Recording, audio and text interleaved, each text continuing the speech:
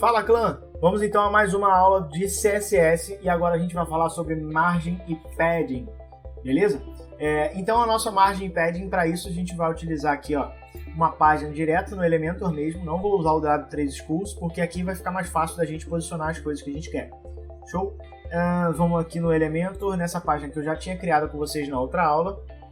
E beleza, já está até aqui com o nosso background preto, como a gente tinha colocado no final. Vou duplicar essa coluna, você percebe que ele cria duas colunas. E aqui eu vou colocar o seguinte, eu vou colocar um título nessa, beleza? E na outra eu vou colocar um botão. Show de bola! Não vou mexer em nada de configuração deles dois, só quero mexer realmente em padding e margem. E aonde fica isso? Fica aqui em cima. Para explicar isso para vocês, eu tenho um macete. Que aí vocês vão entender bastante, assim, não vai ter dificuldade. Eu vou vir aqui na coluna, vou estilizar ela e colocar um fundo de outra cor sem ser preto. Quer ver? Vou botar um cinza, um branco. Show de bola.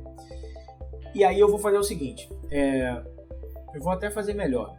Pera aí, vou até fazer melhor. Vou fazer o seguinte, vou botar uma seção interna aqui. Vou excluir essa coluna, porque aí vocês vão ver bem isso daí. E essa aqui eu vou botar estilo, essa coluna aqui, né? Eu vou colocar ela com estilo azul. Vou colocar o botão que a gente tinha, vou botar aqui dentro. Show de bola.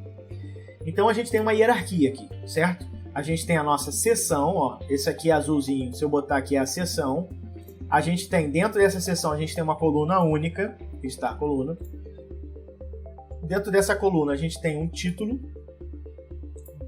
Embaixo, não é dentro, embaixo desse título, olha a linhazinha azul do título, Embaixo desse título a gente tem uma seção interna, que é um elemento que você bota dentro de uma seção para fazer justamente isso que eu estou fazendo aqui, por exemplo, Vou centralizar esse botão aqui, vou tirar essa coluna, clicar o botão direito nessa coluna aqui dentro da seção interna e vou excluir. E vou duplicar isso aqui só para ter dois botões para mostrar para vocês, um exemplo de uso, um caso de uso, né? Aí, beleza. Né? Para isso que serve, por exemplo, quando você quer botar dois botões um perto do outro, assim. Então, beleza. O que eu vou fazer aqui? Vamos lá. Começar pelas configurações. Eu vou editar a coluna dentro da seção interna. Show? Para não ter dúvida. Essa coluna aqui, editar coluna. Vou vir aqui em avançado. Aí vai ter margem e padding. E aí, agora que vem o pulo do gato. Qual a diferença dos dois? Porque se você mexer nos dois, um elemento solto, você não vai perceber. Mas como eu colori bem aqui, eu acho que vocês vão conseguir ver melhor. Deixa eu botar centralizado aqui para ficar melhor pra gente. Está a coluna, show de bola. Primeira coisa, eu vou desvincular os valores para a gente poder editar separadamente, tá? Você percebe que quando eu desvinculei o padding, o botão já subiu, significa alguma coisa, hein? Mas beleza. Vamos lá. Para a gente visualizar melhor, eu vou colocar em porcentagem e aí a gente vai ter uma visualização melhor. Lembrando que a porcentagem é um valor absoluto de acordo com a visualização da página. Então, assim, se eu estou no monitor 1920 por 1080 e eu utilizar 10% de margem da direita, 10% de 1080, que é a minha largura, né, vai ser 108. Então eu vou dar 108 pixels de largura e assim sucessivamente nos outros monitores, certo? Então porcentagem é bom utilizar, mas às vezes é perigoso, tá? Mas eu vou usar a porcentagem que é mais rápido de ficar grande, né? Vamos lá. Primeira coisa, margem. A margem é quando você está editando fora do elemento. Então o que significa isso? O que eu estou editando aqui? Editar coluna. Então eu estou editando essa coluninha aqui que tem o fundo azul. Quando eu der a margem, ela vai se afastar do elemento de cima, que é o texto. Olha só. Olha lá. Tá vendo? Pedro, mas por que ela ficou pequenininha e a outra está ficando grande? Simples. Porque ela podia ficar. Ela não tem margem, não tem padding do outro lado. Logo, não vai ter porque ela tem esse espaço vazio, que ela estava antes, porque ela tem uma altura mínima, ela estava com espaço vazio. E se eu estou falando para ela dar margem, logo ela está falando, tudo bem, peraí, que eu tenho como me diminuir ainda. É meio que isso, entendeu? Beleza, então eu vou dar aqui 20. E qual a diferença então para o padding? O padding é dentro do elemento. Então vamos supor que isso aqui é a borda. bem lembrado. Vou até botar uma borda aqui para vocês facilitarem. A gente vai falar sobre borda depois, tá? Mas vou botar a borda que vocês vão enxergar perfeitamente. Então, margem é da borda para fora. O padding, vou botar 20 direto aqui, ó, é da borda para dentro. Não botei em pixels, não ficou... Viu como é que demora para ficar igual?